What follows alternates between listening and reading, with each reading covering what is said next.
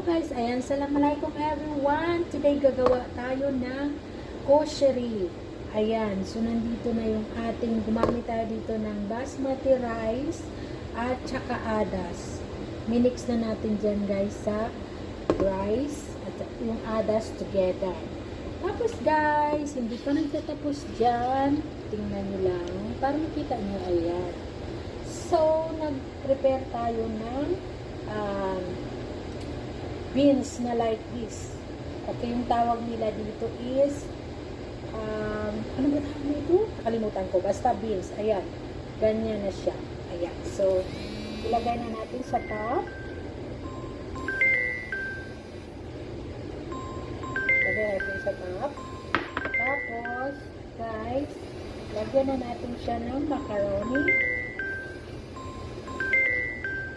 Ayan. So, tumatawag yung ano ko. Lagyan natin siya ng macaroni. Ayan. Pasta. Ayan.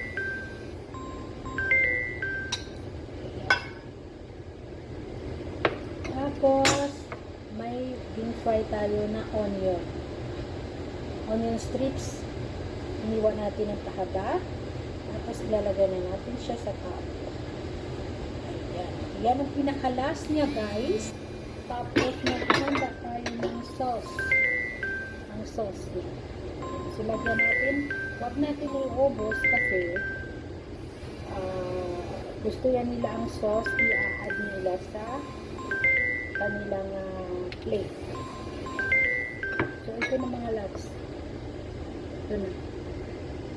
Kosheri. Thank you for watching. Bye!